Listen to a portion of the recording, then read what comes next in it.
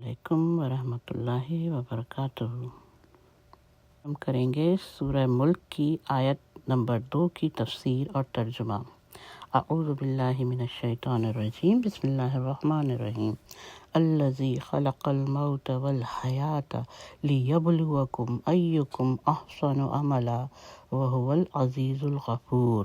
جس نے موت اور زندگی کو اس لیے پیدا کیا کہ تمہیں آزمائے کہ تم میں سے کون اچھے عمل کرتا ہے، اور وہ ہر چیز پر غالب بھی ہے، بخش دینے والا بھی ہے۔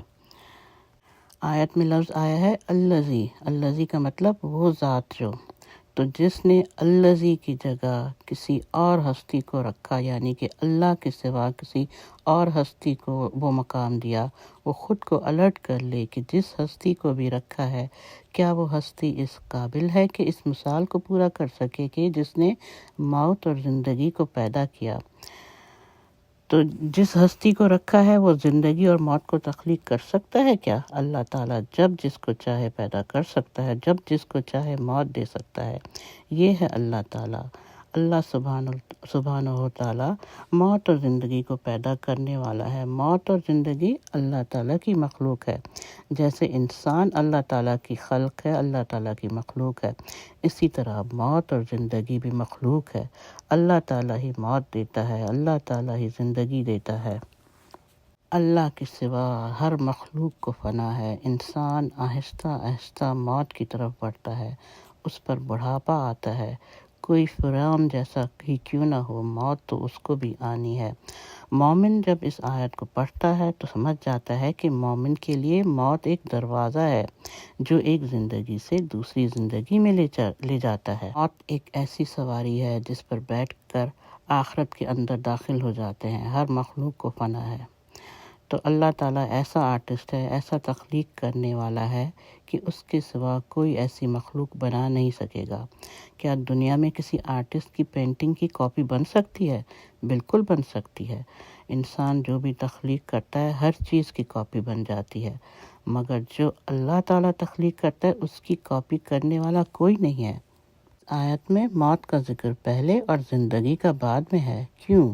سورہ بقرہ آیت 28 میں آتا ہے کہ کیسے تم اللہ تعالیٰ کا انکار کر سکتے ہو جبکہ تم تو مردہ تھے، اس نے تم کو زندگی دی، پھر وہ تم کو موت دے گا۔ انسان کی پہلے اصل پوزیشن موت تھی۔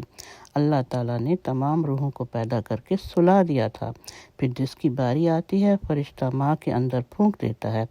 انسان مردہ تھا، اللہ تعالیٰ نے اس کو زندگی دی، اس لیے پہلے اس آیت میں موت کا ذکر ہے۔ آیت کے اگلے حصے میں فرمایا گیا ہے لیبلوکم ایکم احسن عملا وہو العزیز الغفور۔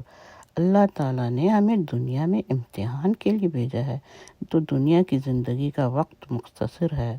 اس وقت میں اللہ تعالیٰ کو پہچاننا ہے ہمیں، اللہ تعالیٰ کے حکم کے مطابق زندگی گزارنی ہے، تاکہ پھر اس مختصر زندگی کے بعد پتہ چلے گا کون پاس ہوا، کون فیل ہو گیا۔ جس نے اپنی دنیا کی زندگی کو موت کی تیاری میں گزارا، صرف اسی کے لیے دنیا امتحان بنتی ہے۔ جو اس حقیقت سے غافل ہو گیا کہ اصل میں یہ موت کی تیاری کا وقت ہے، انسان کو نہ آخرت کی فکر ہوتی ہے بلکہ اپنی ساری زندگی غفلت کے ساتھ گزارتا ہے۔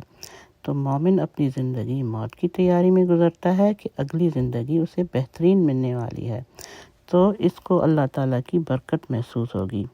اس آیت میں ایک ٹیسٹ ہے کہ تم میں سے بہتر کون ہے، بہتر عمل کون کرتا ہے۔ تو اللہ تعالیٰ چاہتا ہے کہ انسان ایک ایک قدم اپنے رب کی طرف بڑھے۔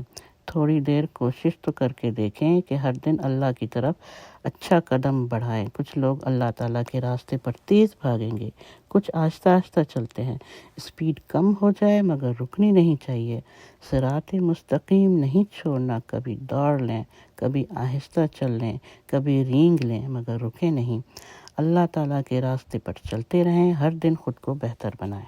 کا اگلا حصہ ہے وہ العزیز الغفور۔ وہ غالب بھی ہے اور معاف کرنے والا بھی۔ انسان خود اپنی مرضی سے کچھ نہیں کر سکتا جب تک کہ اللہ نہ چاہے۔ انسان جب بھی بہتر بننے کی کوشش کرے گا تو یہ اللہ تعالیٰ کی دی گئی توفیق ہوگی۔ تو انسان اپنی مرضی سے نیکی بھی نہیں کر سکتا جب تک اللہ نہ چاہے۔ اللہ تعالیٰ ہم سب سے وہ کام لے جس سے اللہ تعالیٰ راضی ہو۔ آمین ثم آمین۔